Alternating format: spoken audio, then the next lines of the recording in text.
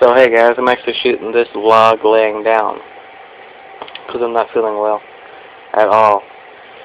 And I want to take a moment to talk about some books that I've written myself, one of which is published, unfortunately, and one that isn't, also unfortunately.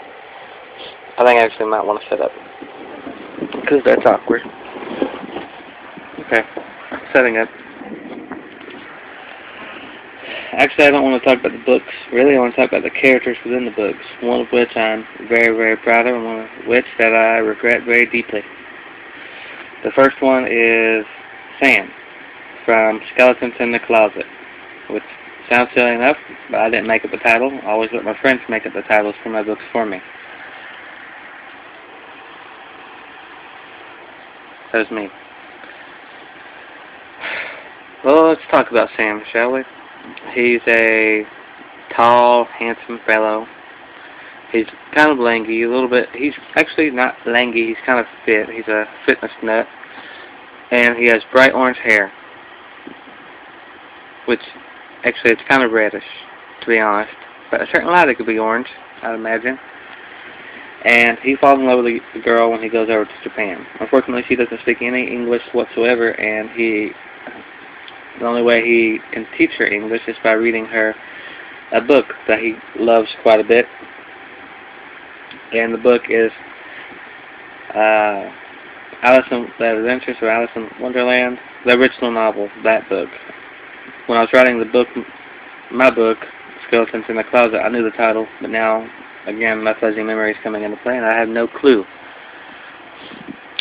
But he falls in love with her, and he teaches her how to speak simple English by reading her the Alice in Wonderland book every night before she goes to sleep. The two eventually do get married, and they decide to have their wedding in his hometown, which is in the South. Deep South, racist South, actually. And once there, she is murdered quite viciously. Again, I like to keep it classy. I don't know why I said it again, because I've never said that before. But I do like to keep things classy. And so she's murdered, but not violated. Because that would just be lame and done before. I guess murder has too, but the exploitative thing has really been done to death, and it's quite boring now.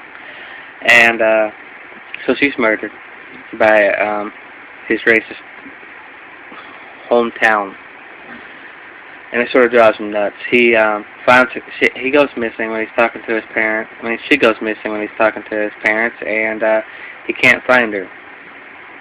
Unfortunately, he does find her later that night around midnight, and it's raining quite a lot. And she's been beaten to death by people. And when he tries to take action with the local police system, they tell him that they will do everything they can in their power. But when he goes back to try to investigate the body himself, the body's no longer there. And when he tries to talk to people about it, even his own parents, everybody refuses to admit that this woman even existed in the first place, even though she did. And he goes on it just starts driving him nuts. Like he doesn't want to leave because he thinks there's a chance that he thinks there's a chance they could find the body, and he wants to give her a proper burial. But he can't find the body because not only have the townspeople killed her, they've also hid the body with the help of the police, and there's no proof at all to show that a crime had been committed, that a homicide had been done to the woman he loved, by the people he grew up with, nonetheless. And week by week, he starts going crazier and crazier and crazier, and then eventually he just goes off the deep end. The last thing he said to the police captain before going to look at the body was, what was it? Not a crowbar couldn't open your mind, because he had said some racist things the captain did, but had agreed to help. Unfortunately, he didn't help, and ended up helping the other people, and that's the story there. And then later, the police captain is found dead and tied up to a chair with his head pried open by a crowbar, and a page of the Alice in Wonderland novel stuck inside of his head. And there's also a little, with red marker on the paper, is a letter that says, I'm going to kill one person for every page that is in the Alice in Wonderland book. And he does. And the book's called Skeletons in the Closet. And that's probably one of my favorite villains ever created, because he actually dresses up. He actually has the size and the hair and the look for the Mad Hatter. He even wears a top hat. A tiny one, not like a big outrageous one. And I'd written this about maybe a year and a half before the Tim Burton Alice in Wonderland came out, just because I thought it was a good idea. Nobody had done anything with a franchise in a long time. And the original title was The Mad Hatter, which I thought that was not that original, but it's still pretty cool. And then the Tim Burton movie came out, and I didn't want to get in a whole lot of trouble, so I changed it to Skeletons in the Closet. And I believe it's still okay to talk about and reference the book, Wonderland, within another book, I'm fairly certain. Otherwise, Jim Butcher might be in quite a bit of trouble for his Dresden Files books. Actually, just one. He just mentioned Jabberwocky in one of his books. And yeah, so that's one of my favorite villains I've ever created. He was very relatable, and I just loved writing the story. It was so much fun. And it's called, original title, The Mad Hatter, but I changed it, for reasons, obviously, to Skeletons in the Closet, a name a friend of mine came up with. Yeah. Now from that, we're going to skip right ahead to a villain that I regret even creating ever. She's a girl. And there's a lot wrong. A lot went wrong with this one. She's a girl who, when she was at a young age, maybe 6 or 7, she was traded for some heroin by her parents into a sex trade. And once there, a man tries to force himself on her, and she bites his finger, and he calls her homopsycho, and that's what she decides to call herself. And you can kind of tell why I regret this one. The name alone is just horrifying and stupid. I thought it was good at one time, and I don't anymore. And this one's actually published, so yeah, you can check it out on Amazon if you want to.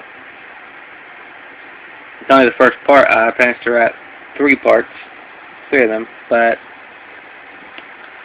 no, the first one was a disaster. And looking back, it deserved to be a disaster because it was pretty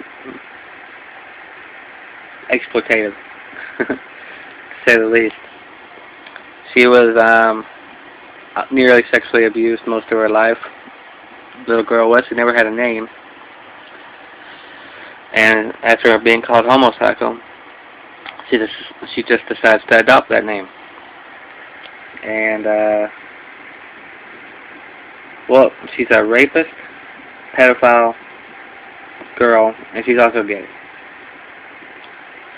People thought, like the girl part, people thought I was trying to insinuate that all women are villains, but I wasn't. This one was. And her main foil, the complete opposite of her, is a sociopathic police captain named Tanya. Also a woman. But a good guy. And there's lots of good women in this book, but there just happens to be one that's horrible. But people took it the wrong way and just immediately thought I was calling all girls evil. I also thought the same thing about gay, because she's gay, and they just assumed that I thought every gay was a pedophile or a rapist or something horrible, or that either that or they were afraid that this book would cause people to think that. There's a bunch of other things going wrong with it, and I'm actually running low on time, so I'm going to stop here, and I'll make a whole video just about homopsycho alone. Okay. Thanks for watching, and I'll see you next time.